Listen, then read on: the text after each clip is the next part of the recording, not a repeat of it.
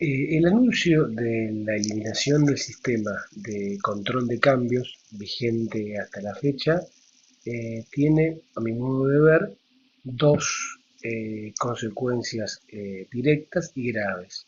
La primera es el cambio de concepción en referencia a quién fija el tipo de cambio, quién determina el valor del dólar. Con el anterior sistema, es decir, el sistema de control de cambios, el Banco Central fija o intenta fijar un tipo de cambio, un valor del dólar, acorde a las políticas públicas y a las políticas generales de un proyecto político determinado. Ahora, mediante la eliminación del sistema de control de cambios, quien fija el valor del dólar va a ser, si bien es la ficción de que lo fija el mercado, van a ser las cinco grandes exportadoras, un grupo, un puñado de bancos locales y extranjeros y algunos inversores. Ellos van a ser quienes dominan el mercado de cambios y por lo tanto quienes determinan el valor del dólar.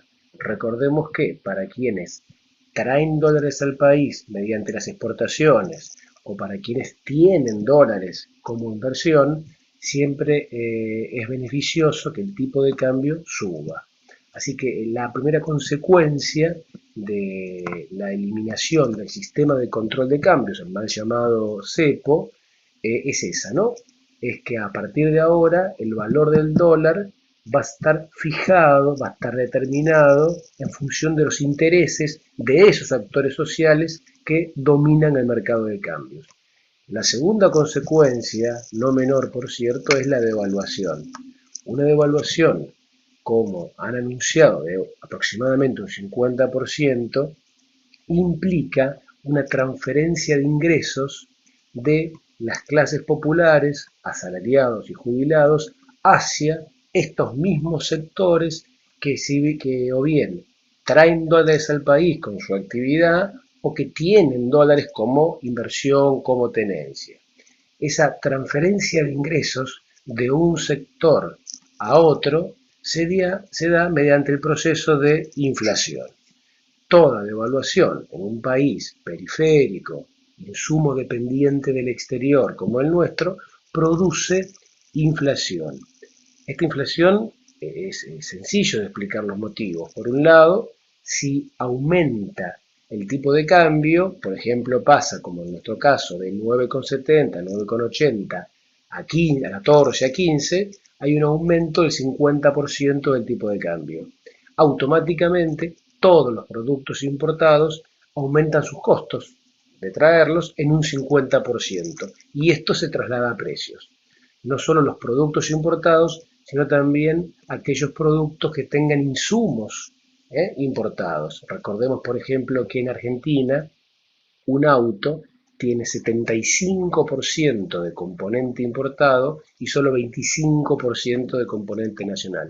Así que el primer motor para la inflación es el aumento de los costos de los productos importados y su traslado a precio. El segundo motor tiene que ver con los bienes que exportamos.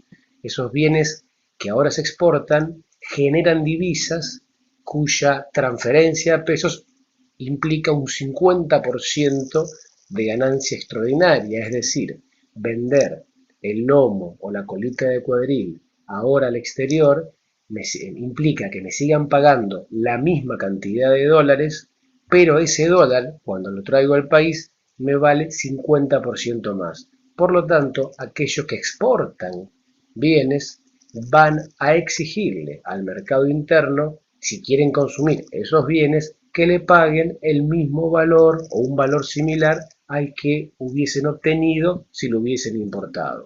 Así que la siguiente transferencia hacia los precios se da vía los productos que se exportan. Los productos que se importan y se exportan son los denominados transables. Pero la inflación no queda acá.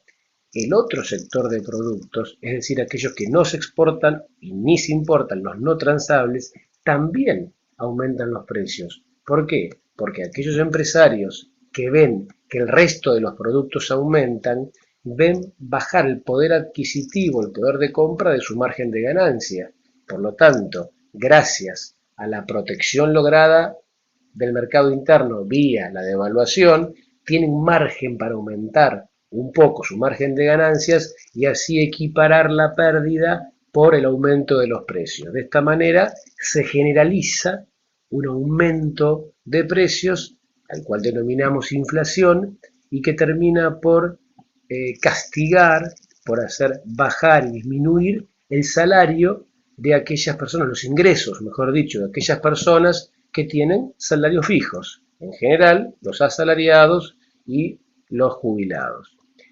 Acá hay que entender que esto no es que algunos ganan porque han producido riqueza, sino que exactamente algunos ganan, exportadores, inversores, capitalistas locales, porque los otros pierden.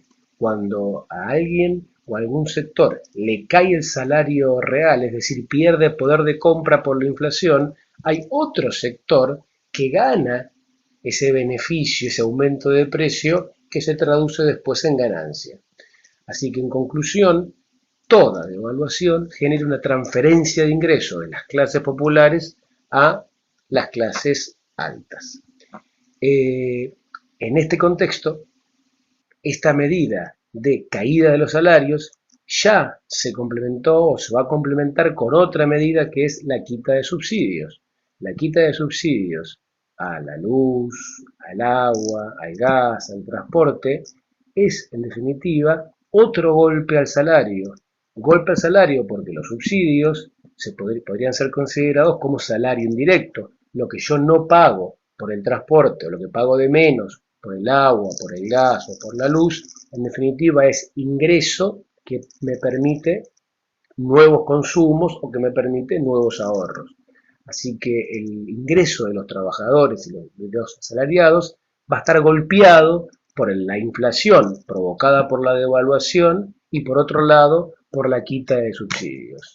Como es lógico, esta caída del ingreso, tarde o temprano, va a provocar menor demanda y por lo tanto, bueno, menor consumo, y esto va a implicar una disminución en el ritmo del crecimiento o inclusive si el ritmo del crecimiento venía medio bajo, puede llegar a provocar una recesión con la consecuente disminución de los puestos de trabajo, desempleo y pobreza.